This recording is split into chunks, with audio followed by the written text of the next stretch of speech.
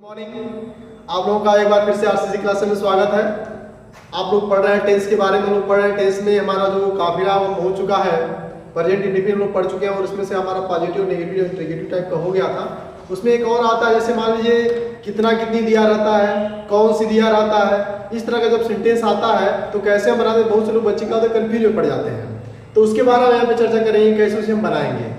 ठीक है, तो आइए आप कुछ समय वेस्ट न करते सीधे हम चलते हैं मेन मुद्दे पे, जो कि बहुत इंपॉर्टेंट होता है। क्योंकि बहुत से लोग बच्चे क्या होते हैं यहाँ पे मिस्टेक कर देते हैं, जो कि यहाँ पे आज के बताने के बाद उम्मीद करते हैं कि आपको मिस्टेक नहीं होगा। तो आइए देखते हैं, जैसे मान लीजिए वह कौन सी किताब पढ़ता है। अब देखिए यहाँ पे सबसे पहले दिमाग में बैठा लीजिएगा कि ये जो टेंस आप लोग जो सेंटेंस यहाँ पे बनाने के लिए सीख रहे हैं ना, ये आपका प्रेजेंट चाहे प्रेजेंट इंडिफिनिट हो, चाहे कोई भी किसी भाग का हो, और आपका कौन सी या कितने कितनी आएगा ना, तो उसके लिए हम यही नियम फॉलो करेंगे। बट आपका बदल जाएगा तो क्या बदलेगा, केवल हेल्पिंग वर्ब बदलेगा और कुछ आपका यहाँ बदलने वाला नहीं है। तो आप लोग पढ़ रहे हैं प्रेजेंट इंडिफिनिट के बारे में। प्रेजेंट इंडिफिनिट टेंस की साइकिल आपका डू एंड होती है, आपको पता है।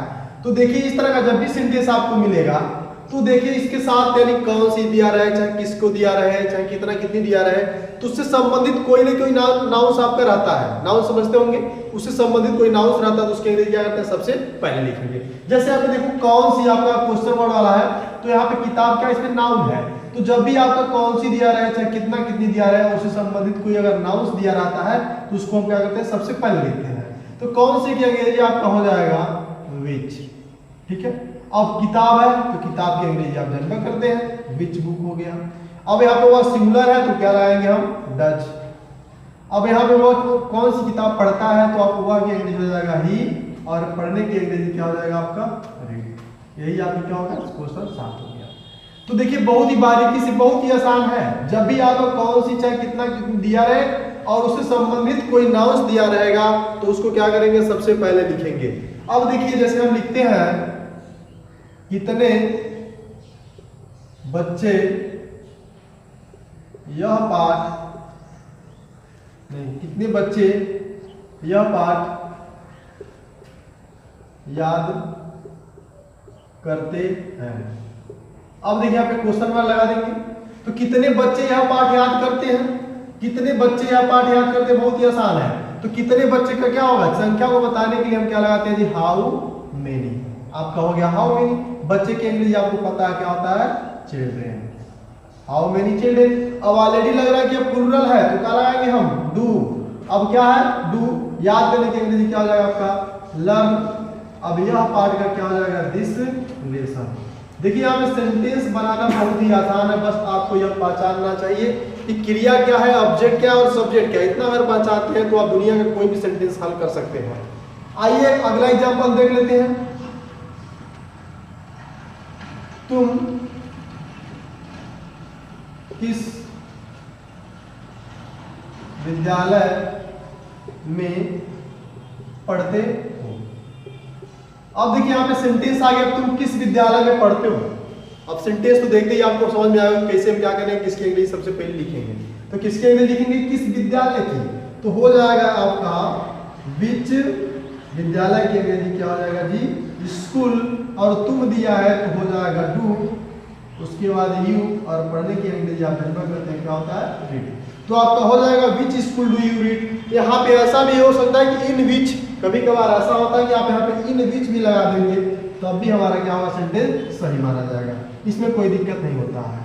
तो जब भी आपका कितना कितनी, अच्छा है किसका, चाहे किसको, चाहे किसकी दिया रहेगा और उससे संबंधित कोई भी नाउंस रहे तो हम बार बार यही कह रहे हैं कि उसकी अंग्रेजी क्या करेंगे, सबसे पहले लिखेंगे। चाहे वो प्रेजेंट इंडिफिनिट हो, चाहे प्रेजेंट कंटीन्यूअस हो, चाहे कोई भी यानी पास्ट का कोई भाग हो, चाहे फ्यूचर का कोई भाग हो, जब भी आपको कितना कितनी दिया रहे और उससे संबंधित कोई नाउंस दिया रहे तो उसकी अंग्रेजी क्या करेंगे, सबसे पहले लिखेंगे। अब देखिए कभी कभार यहाँ पे होता है, जैसे मान लीजिए वाक्य में देता है कौन, कौन दे देगा, चाहे आपने दे देगा किसने। ठीक है, जैसे वाले सेंटेंस हम लिखते हैं, तुम्हें कौन जानता है। अब देखिए यहाँ पे सेंटेंस है, तुम्हें कौन जानता है, तुम्हें कौन जानता है। तो आप लोगों को बताया भी गया होगा कि जो कौन होता है, यानी जो कौन यानी जो कौन होता है क्या होता है आपका हमेशा क्या होता है सिंगुलर नंबर में होता है। जब आपका कौन सिंगुलर में होता है तो हमेशा क्या करेंगे उसके साथ सिंगुलर वर्ब का भी प्रयोग करेंगे। इसका विस्तृत रूप से आपको बता दिया गया था कि कब आप सिंगुलर लगाते हैं और कब आप वहाँ पे प्लूरल वर्ब का प्रयोग करते हैं, आपको बताया गया था। तो तुम्हें कौन जानता है, तो यहाँ पे कौन की अंग्रेजी क्या होती है, सबसे पहले लिखिएगा हु। अब देखिए यहाँ पे जो हमारा पॉजिटिव टाइप का होता है, क्वेश्चन तो करता है इंटरोगेटिव सेंटेंस हमारा ऑलरेडी है, लेकिन यहाँ पे जब होगा जब ये पॉजिटिव टाइप का है, ठीक है, इसी की अंग्रेजी आप क्या करेंगे प्रेजेंट इंडेफिनिट का जो पॉजिटिव सेंटेंस बनाए थे सेम टू सेम उसी प्रकार से बनेगा। तो हु आपका सिंगुलर सब्जेक्ट हो गया। उसके बाद देखिए जानने की अंग्रेजी क्या होता है, नो होता है। अब क्या करेंगे सिंगुलर जब है तो क्रिया में ऐसे बढ़ा देंगे। अब तुम्हें की अंग्रेजी क्या हो जाएगा, यू। तो आपका सेंटेंस बन गया हु नोज यू। लेकिन सपोज अगर मान लेते हैं यही सेंटेंस हमारा दिया रहे तुम्हें कौन नहीं जानता है। अब दिया रहे यहाँ पे तुम्हें कौन नहीं जानता है।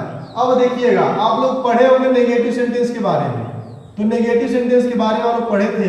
तो नेगेटिव सेंटेंस में क्या करते हैं सब्जेक्ट प्लस डू या डज लगाते थे, प्लस क्या था आपका नॉट था, प्लस वर्ब का कौन सा फॉर्म फर्स्ट फॉर्म, और प्लस क्या था आपका ऑब्जेक्ट था।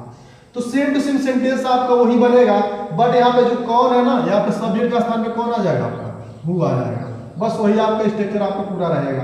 तो कौन की अंग्रेजी क्या होता है जी, हु होता है। हु आपको बताएगा कि सिंगुलर होता है तो हमेशा क्या लगाएंगे हम डज लगाएंगे, और हो जाएगा डज नॉट। जानने की अंग्रेजी आप जनरल करते हैं कि हो जाएगा नो, और तुम्हें की अंग्रेजी क्या हो जाएगा यू। तो इस तरह का सेंटेंस बनाना बहुत ही आसान है। जब भी आपका कौन दिया रहे और सेंटेंस में पॉजिटिव टाइप का हो, उसमें आपका नहीं दिया रहे, तो उसे आप पॉजिटिव सेंटेंस के जैसे बनाइएगा जिस प्रकार से आप पॉजिटिव सेंटेंस बनाते थे। और हु जो होता है वो हमेशा क्या होता है सिंगुलर होता है, और उसके साथ हमेशा क्या करते हैं सिंगुलर वर्ब का प्रयोग करते हैं। यानी जब प्रेजेंट इंडेफिनिट पढ़ेंगे तो क्रिया में ऐसे इसका प्रयोग भी किया जाएगा।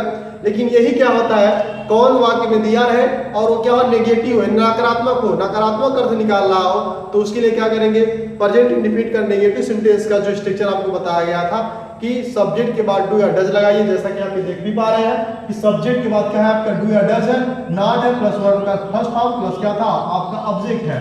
तो यहाँ पे जब इंटरोगेटिव बनाएंगे तो इसका क्या हो जाएगा प्लस आपका क्वेश्चन मार्क हो जाएगा।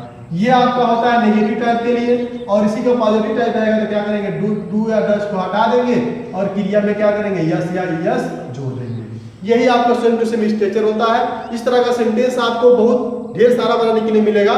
कोई भी इस तरह का सेंटेंस मिले तो आप यही नियम फॉलो करिएगा और आसानी से आप इसे बना सकते हो। तो आज के लिए इतना ही, फिर मिलेंगे अगले वीडियो में। तब तक के लिए धन्यवाद। हमारे चैनल को देखते रहिए, सब्सक्राइब करते रहिए।